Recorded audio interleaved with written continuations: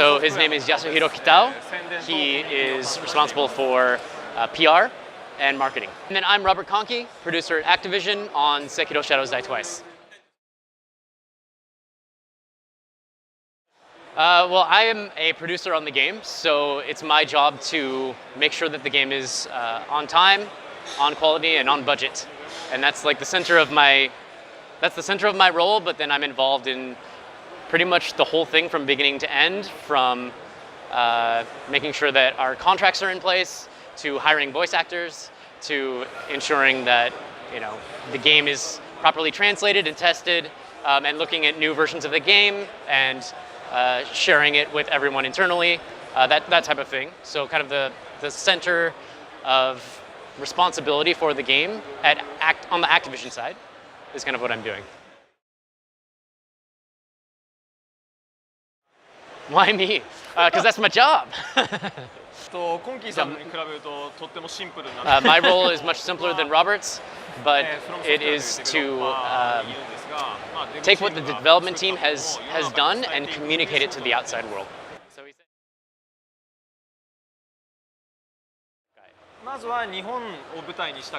So internally, they started with a desire to have a game set in old Japan. They just think it's a super interesting setting, and they want to try their hand at it. They haven't really done that. And then within that setting, they settled on, you know what, we want to make a game about ninjas. It's just such a cool topic, and it's something new. It's a new direction for them. And so they really just wanted to give it a shot and see what they could do. The idea behind it, there's actually two ideas behind it. So it was originally conceived of as kind of the phrase to get people's blood going for our teaser last year. And it had two hidden messages in it. So one was that you will be able to resurrect in this game. And then the other is that you're going to be dying a whole lot in this game. And the way that resurrection works is we're actually talking about, for the first time at gamescom, it's not something where you can just revive all the time. The idea is there's a resource that you have to gather in order to revive, and if you do use it, you cannot revive again until you've killed somebody.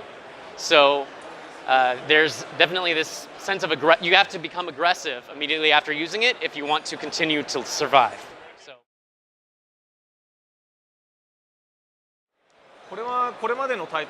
This is the same, this actually goes for all of their titles, but their intent isn't to design games that only like the most elite and like super skilled players in the world can play. The idea is actually for players to have a challenge for players to overcome and to give them the tools to be able to do so. So be it by studying your enemies or learning more about the way that your skills can be taken advantage of. For example, in our game, we have stealth. We have a variety of moves that can be combined in interesting ways and smart ways to approach encounters. By taking advantage of these things, even if you're not a god of action, there are a lot of ways to actually turn things to your advantage, and players who take the time to discover that and really learn it are rewarded accordingly. It's hard to be specifically proud of something when we're still working on the game. It hasn't come out yet, so it's still being worked on, etc.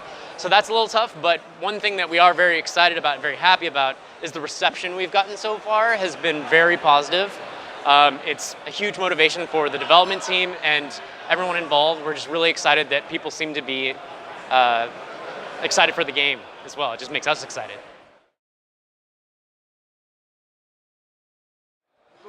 Well, the thing that would make him the happiest would be for someone who buys the game, plays it for a significant number of hours, beats it and says that they thought it was completely worthwhile.